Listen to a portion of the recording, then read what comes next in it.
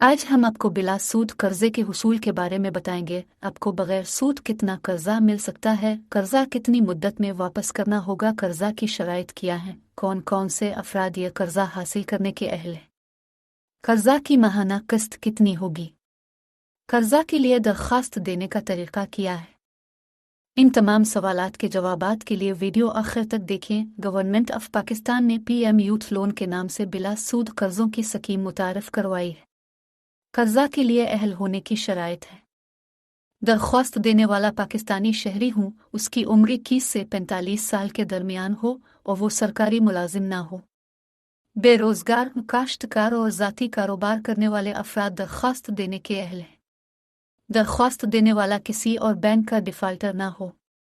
5 लाख तक कर्जा बगैर किसी जमानत और सिक्योरिटी होगा। कर्जा 3 साल की माहाना एक साथ में वापस करना होगा। अगर आप 5 लाख रुपए लेते हैं तो आपकी माहाना किस्त 13,889 बनेगी। कर्जा सिर्फ ऑनलाइन अप्लाई होगा। कर्जा अप्लाई करने के लिए आपको एक अदद पासपोर्ट साइज फोटो चाहिए और शनाख्ती कार्ड की कॉपी। मोबाइल या कंप्यूटर पर PMYP.gov.p के ओपन करें। उसके बाद ये स्क्रीन नज़र आएगी। अप्लाई फॉर लोन के बटन पर क्लिक करें। इसके बाद ये स्क्रीन सामने आएगी। इसमें सबसे पहले शनाख्ती कार्ड नंबर दर्ज करें।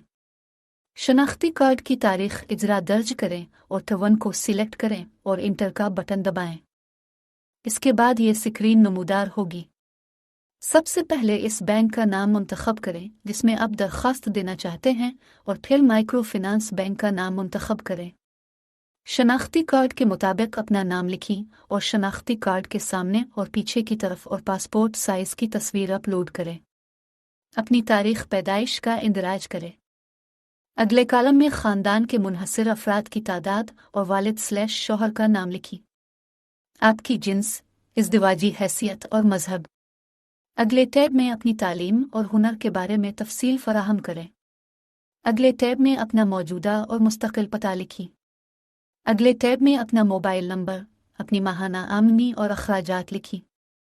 अगले टैब में आपको ये बताना होगा कि आया आप नया कारोबार कर रहे हैं और मौजूदा कारोबार को बढ़ाना चाहते हैं। सनत का ज़ुमरा मुंतखब करें और कारोबार का नाम, कारोबार की तफसील और कारोबार के अखराजात लिखी। अगले टैब में कर्ज की रकम और कर्ज की मुद्दत लिखी। अगर अपने बैंक से कोई कर्ज लिया है तो उसकी तफसील फराहम करें, वरना आखिरी टैब खाली रखिए। इस तरह आपकी दरख्वास्त जमा कराई जाएगी।